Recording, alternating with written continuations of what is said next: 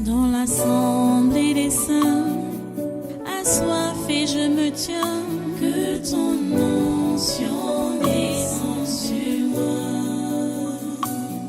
Conscient que mon destin est dans le creux de ta main, que ton onction descende sur moi. Je suis disposé, assoiffé, que ton onction descende sur moi. Je suis disposé, assoiffé, que ton onction descende sur moi.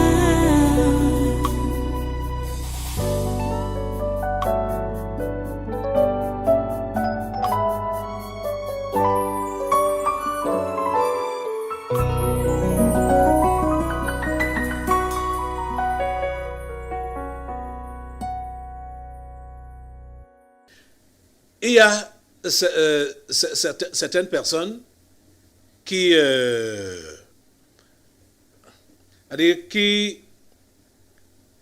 savent très bien que Dieu ne veut pas ceci, Dieu ne veut pas cela. Mais comme ils veulent être comme tout le monde, il dit bien qu'il est chrétien, mais il veut être comme tout le monde pour ne pas montrer qu'il est, pour ne pas paraître aéré. C'est-à-dire, pour ne pas paraître,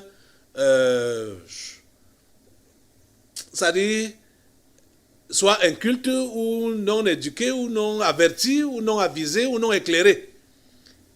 Il sait très bien que ça là n'est pas bien. Mais il va se compromettre pour aussi faire ça. Parce qu'il a vu les autres faire. Pourquoi on ne le critique pas? Que mais, toi tu es quel genre de jeune fille? Mais toi tu es quel genre de jeune homme, tu es quel genre d'humain? Toi, tu es qui? Pour ne pas faire comme les autres. Tu dois répondre que tu es chrétien. Et tu ne dois pas faire comme les autres, mais tu dois faire comme Christ. Parce que c'est lui qui est ton modèle. C'est Jésus qui est ton modèle. C'est sur lui que tu dois avoir tes yeux fixés. C'est son modèle de vie qui est dans la Bible que tu dois suivre. Tu comprends ça? Donc, ne suis pas le train-train de tout le monde. Sois différent. Sois différent. Impose-toi des abstinences. Impose-toi des privations. Parce que ces choses-là sont des distractions. Le téléphone Android, ça distrait. Je ne sais pas ce que les gens sont toujours en train de surfer là. Je ne sais pas ce qu'ils sont en train de chercher. La distraction. Oh mon Dieu. Tu dis que tu es chrétien. Tout ton temps, tu passes ça au téléphone. À regarder les plaisanteries, à regarder les scènes sales, les images sales, la pornographie, à regarder les modes. À regarder les modes. Il y a les jeunes filles. Leur téléphone rempli des modes. Des images de mode. Ça sert à quoi tout ça? Ça sert à quoi tout ça? Quand on vous encourage à avoir des téléphones Android, c'est pour l'évangélisation. Ce n'est pas pour la distraction. Ce n'est pas pour que vous puissiez télécharger n'importe quoi. Ou qu'on vous envoie n'importe quoi, vous gardez ça. Ce n'est pas pour ça. C'est pour évangéliser. C'est pour évangéliser. C'est pour témoigner de votre Jésus. Vous comprenez ça? Si ça vous dépasse, je vous ai dit l'autre jour que si vous voyez que vous ne pouvez pas vous en sortir avec le téléphone Android au niveau de votre chrétienté, ça vaut la peine de ne pas l'utiliser. Vous utilisez le choronko, comme vous appelez là-bas dehors. Vous utilisez le choronko, les téléphones non Android, vous utilisez ça. Mais si vous voyez que les Android vont vous égarer, laissez ça de côté. Vous voyez même que l'histoire de l'Internet, ça vous distrait l'esprit. Je dis, laissez ça de côté. Et concentrez-vous. Parce que quand vous avez donc vu que vous avez une faiblesse par rapport à Internet, par exemple, que quand chaque fois que vous ouvrez ça, vous allez, les images passent devant vous et vous avez tendance de vouloir vous arrêter sur des images sales, des choses qui ne sont pas bien. Tu dois donc comprendre, toi, tu dois te retirer de ça et tu dois donc comprendre que plusieurs sont comme toi, qu'ils ont même des bonnes intentions de consulter le net pour chercher ce qui est bon, mais ils tombent sur les mauvaises choses et ça les attire, ça les captive. Tu dois donc devenir un intercesseur pour ces gens-là. Tu comprends, non? Tu dois devenir un intercesseur pour ces gens-là et prier Dieu que Seigneur, s'il te plaît, tous ceux-là qui visitent le net et qui ont les problèmes que moi j'ai quand je visite ça, je prie que tu puisses les aider à tomber sur les messages qui parlent de toi, à tomber sur les programmes qui parlent de toi et les convertir. Tu dois devenir un intercesseur pour ces gens-là. Vous comprenez? C'est ça que tu dois faire. L'intercession, ce genre d'intercession-là, Dieu prend ça en considération. Tu comprends? C'est comme ça qu'on intercède. L'intercession n'est pas juste dire que, voilà, pour qu'on te voit que tu es en train de diriger la prière, donner le sujet de prière et conduire les autres. Ce n'est pas ça l'intercession. C'est pas ça l'intercession. Lisez l'exemple sur Moïse ou même sur Jésus. Jésus n'a jamais même conduit des séances de prière. Hein. Quand Jésus priait, il faisait toujours ça seul. Seul. Vous voyez même qu'il prend même les disciples pour l'accompagner prier, mais il laisse les disciples quelque part et lui-même il avance pour aller prier, pour intercéder. Vous comprenez? Et quand vous voyez comment Moïse intercédait pour l'assemblée, est-ce que c'était devant l'assemblée que Moïse intercédait? Non, ce n'était pas devant l'assemblée. C'était devant Dieu, dans la présence de Dieu, seul. Vous comprenez? Donc, pour ceux-là qui pensent que s'il faut, ils vont faire l'intercession et il faut seulement être devant les gens pour intercéder. Non, ça là, c'est pour se faire voir. Ça, c'est pour se faire voir. L'intercession, ça se passe seul à seul avec Dieu. Donc, toi qui as des problèmes, je ne sais pas dans quel domaine tu as des problèmes spirituels ou dans quel domaine tu es tenté, quand tu as vu que ça te tente à ce niveau-là, abandonne, quitte, prends tes distances et commence donc à prier Dieu par rapport à ceux qui peuvent rencontrer les mêmes problèmes que toi tu as rencontrés dans ce domaine-là. Nous sommes en train de parler du domaine de l'Internet, le domaine des téléphones Android et consorts, hein, comme la modernisation,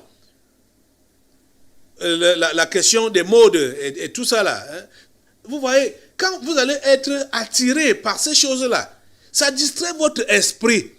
Ça distrait votre esprit. C'est bizarre de voir que une jeune fille va commencer à zapper son téléphone, voir les modes, voir les modes.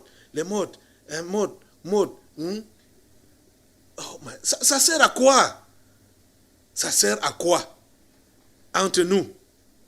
Hein? Ça fait avancer ta foi chrétienne en quoi?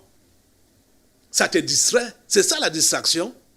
Donc il faut s'imposer des abstinences ou des privations. Il faut s'imposer des privations. Que je ne fais pas ça. Comme les histoires de football.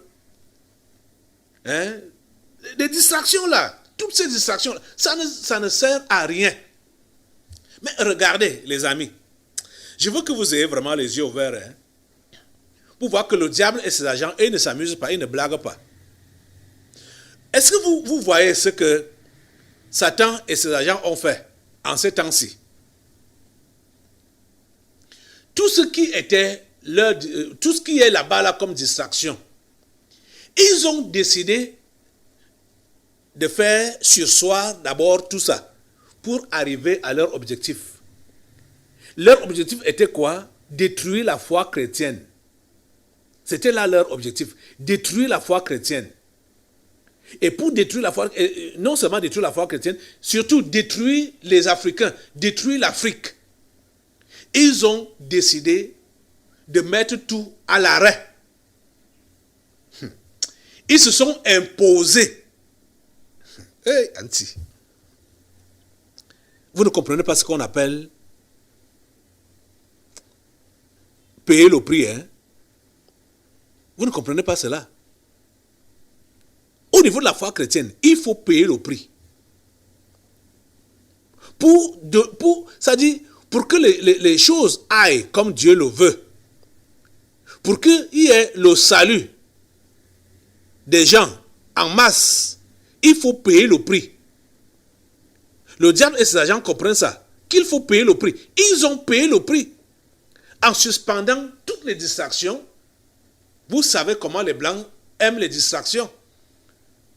Comme ils ont... ils ont synthétisé le monde. J'appelle ça comme ça. Ils ont synthétisé le monde. Parce que le monde chez l'occidental, ce n'est plus un monde naturel. C'est un monde synthétique. Donc artificiel. Vous voyez? Ça fait que ils ont du mal à vivre s'il n'y a pas de distraction. Vous comprenez? C'est pourquoi ils ont multiplié les distractions. Ils ont multiplié les distractions.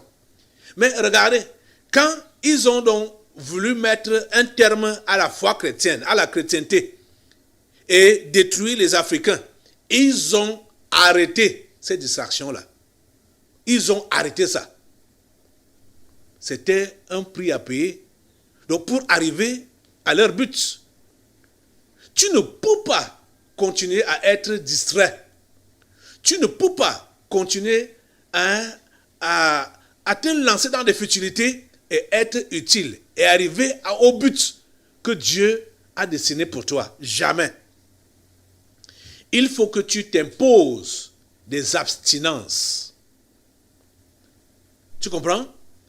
Il faut que tu t'imposes des privations pour être utile et pour arriver à accomplir ce pourquoi Dieu t'a créé.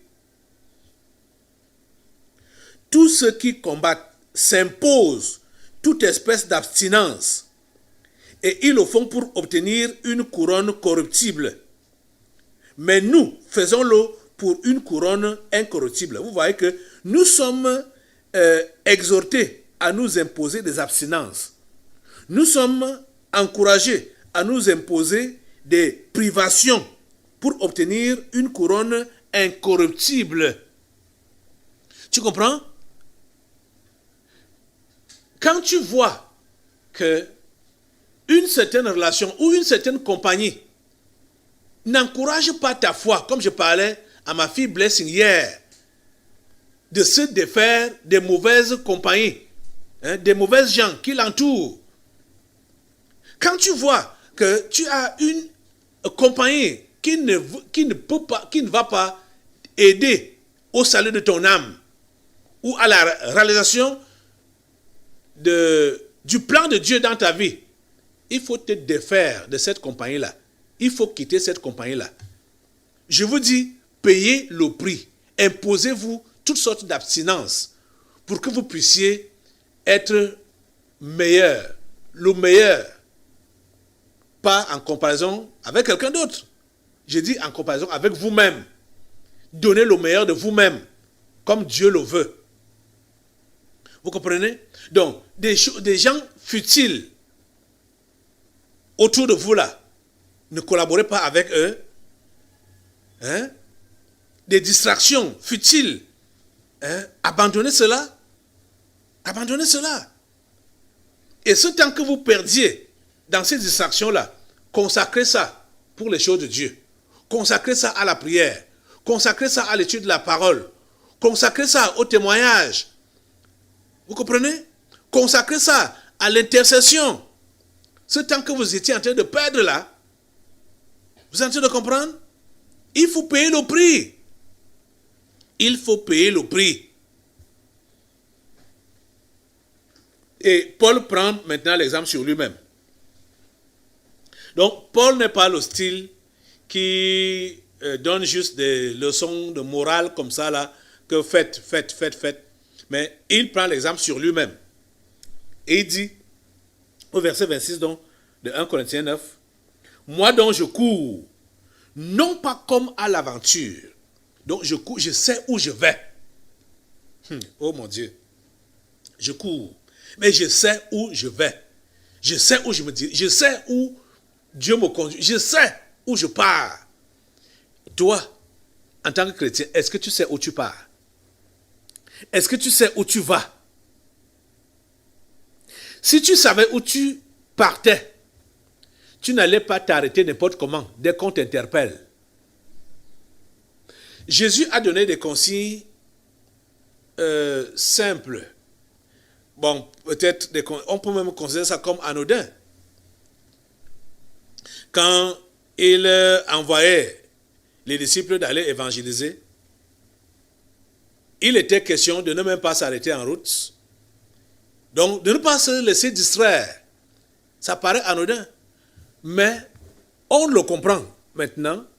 Quand on parle de la course, et quand Paul parle ici qu'il ne court pas comme à l'aventure, quand tu sais où tu pars, tu n'as pas besoin de t'arrêter n'importe où, n'importe quand et n'importe comment. Tu n'as pas besoin de te laisser interpeller par n'importe qui, n'importe quand et n'importe comment. Parce que tu sais où tu pars, tu as un objectif à atteindre. Et tu sais que si tu perds le temps en voulant répondre à celui ou celle qui t'interpelle, tu ne pourras pas arriver à temps. Est-ce que tu comprends un peu? Et c'est comme ça dans cette vie chrétienne. Cette vie chrétienne est une course. On n'a pas besoin de perdre le temps en route. Donc on ne doit pas se laisser interpeller par n'importe quoi. Se laisser distraire par n'importe quoi. Tu comprends ça? Je suis dépassé de voir comment les gens, par exemple, comme Dionodore Gantin, il est mariable. Mais le bon monsieur se permet de s'arrêter dans sa course chrétienne pour les questions de mariage. Que je ne sais pas, qui marié, qui épousé, machin. Mais ça, c'est quoi ça? Ça, c'est quoi ça? Ça te distrait. Ça te distrait. Et ça te freine dans ta course. Ça te freine dans ta course. Ça ne doit pas être une préoccupation pour toi. Je vous ai enseigné largement et longuement sur le mariage. Tu es enfant de Dieu. C'est Dieu qui s'occupe de toi. Si tu es mariable, il va te donner la femme ou te donner un mari. J'ai pris des exemples même clairs, terre à terre, dans la Bible. Avec Isaac, par exemple, qui a atteint jusqu'à 40 ans.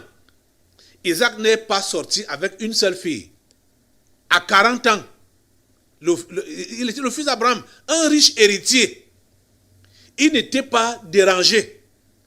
C'est à 40 ans que son père pense qu'il faut que mon enfant, mon fils, se marie maintenant. C'est son père qui pense à son mariage. Et toi, tu es enfant de qui? Tu es l'enfant de qui? Si tu es l'enfant de Dieu, c'est Dieu, ton père, qui doit penser à ton mariage. Ce n'est pas ton affaire. Ce n'est pas ton affaire. Tu vois donc, quand tu penses que ça doit, tu dois maintenant t'occuper de ça, regarde, ça te ralentit dans ta course. Et ça, c'est le cas de tous, que ce soit les filles ou les garçons. Cette histoire de mariage, ça distrait, c'est une distraction. Je croyais que quand j'ai enseigné sur ça là, vous avez compris. Mais je suis déçu de remarquer que jusqu'à présent, plusieurs sont encore arrêtés ou interrompus dans leur course chrétienne à cause du mariage.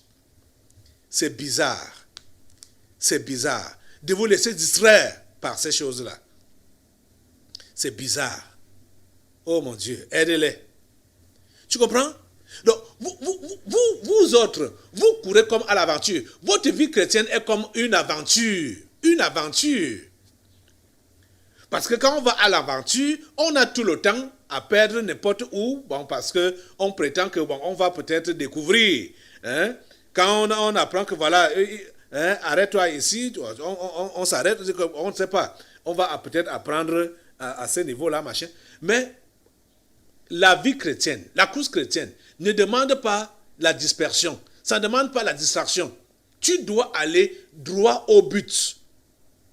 Droit au but. On a compris que Dieu nous appelle pour le salut. Et le salut a double sens.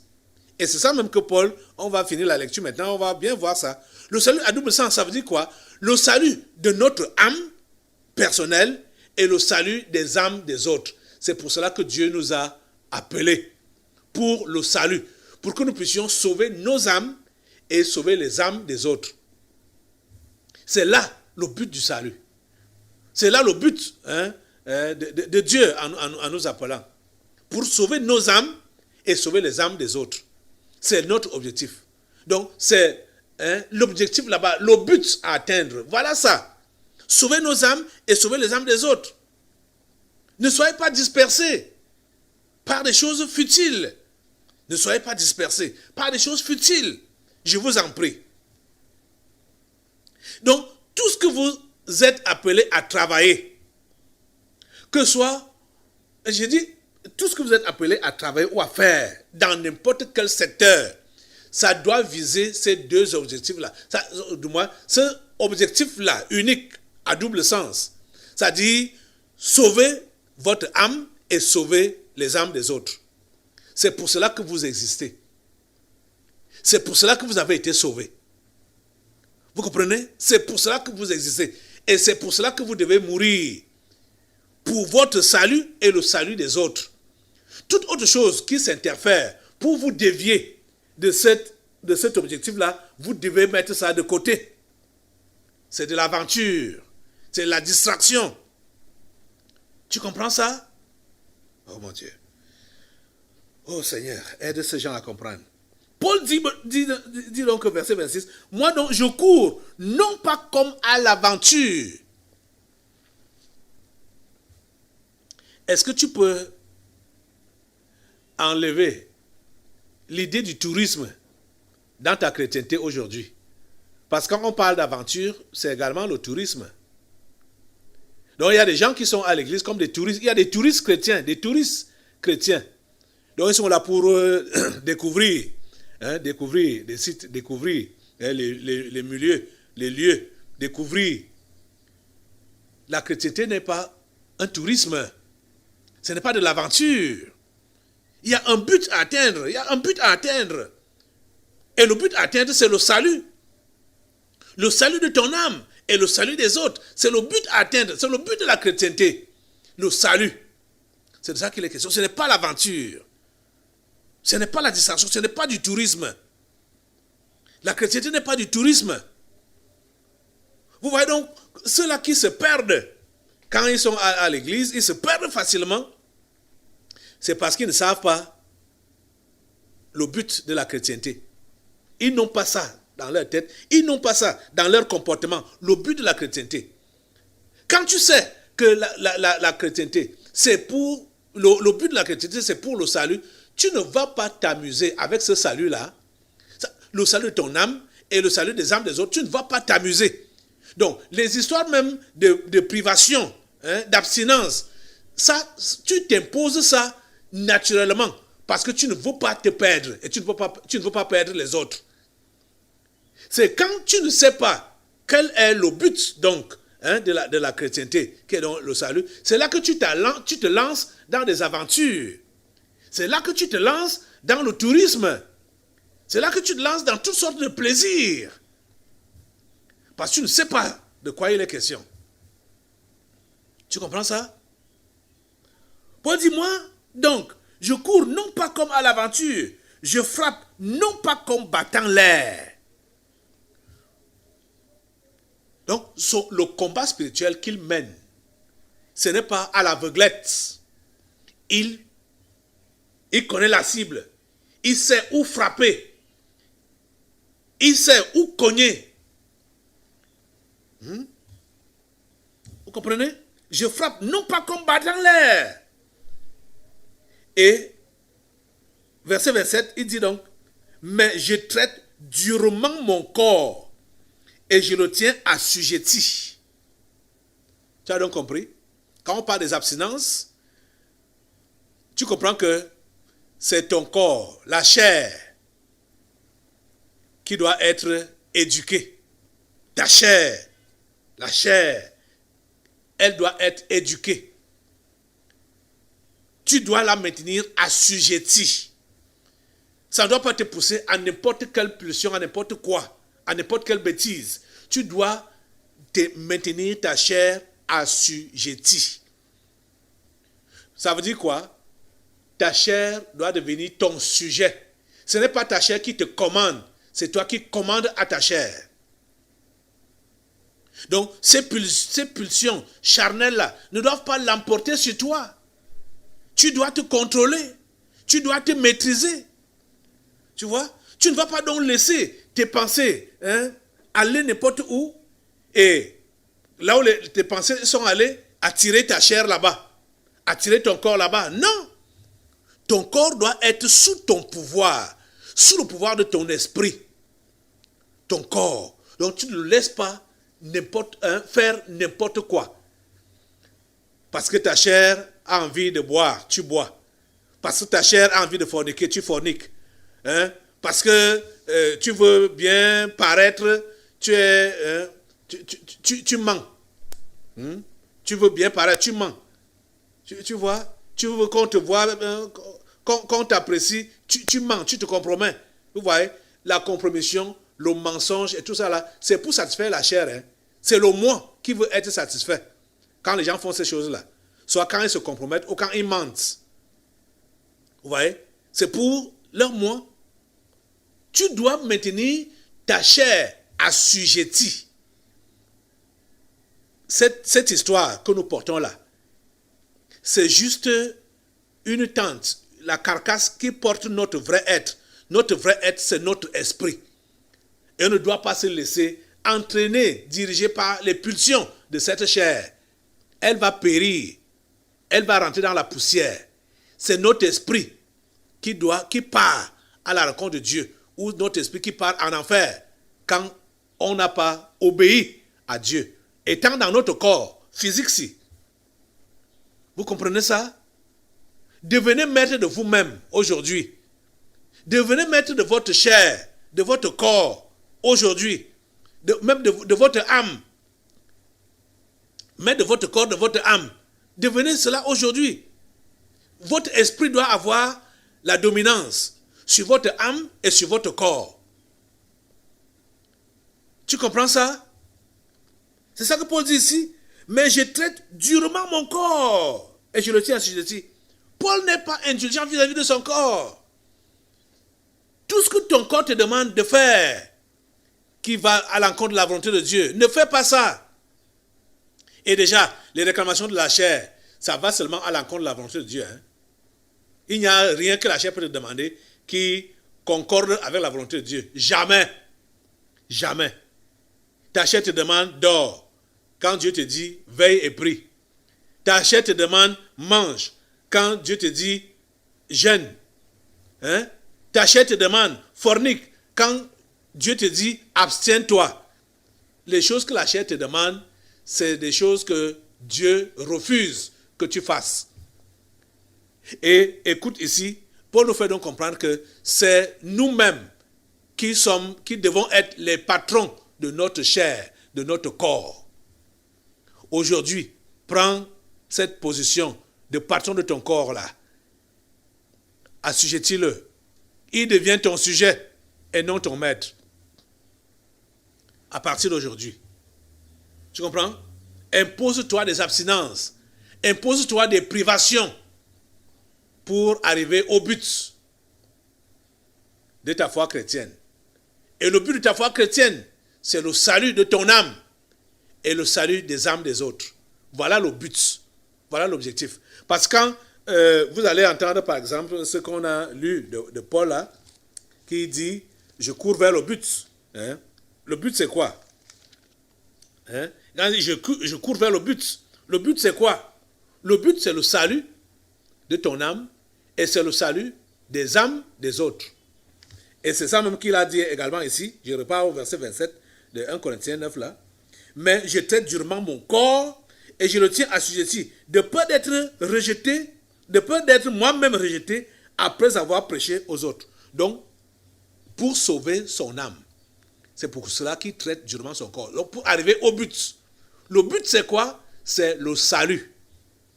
Le salut de ton âme et le salut de l'âme ou des âmes des autres. C'est de ça qu'il est question. Dans cette course chrétienne, nous devons être fermes. La victoire est assurée. Aujourd'hui, abandonne toutes sortes de laxisme, de légèreté dans ta course chrétienne. Ce n'est même pas seulement la marche, c'est la course chrétienne. C'est une course, donc c'est la vitesse. Donc, vous qui êtes mou dans la foi là, mollement vous avancez, vous n'allez pas arriver. Vous n'allez pas arriver. C'est la course. Et ça demande des abstinences. Que tu t'imposes des abstinences, que tu t'imposes des privations, que tu traites durement ton corps pour arriver au but. Tu as compris ça? Que le Seigneur t'aide aujourd'hui. Lève-toi pour prier. Lève-toi pour prier. Seigneur Dieu, je vais te recommander tes enfants qui ont écouté ton conseil ce matin.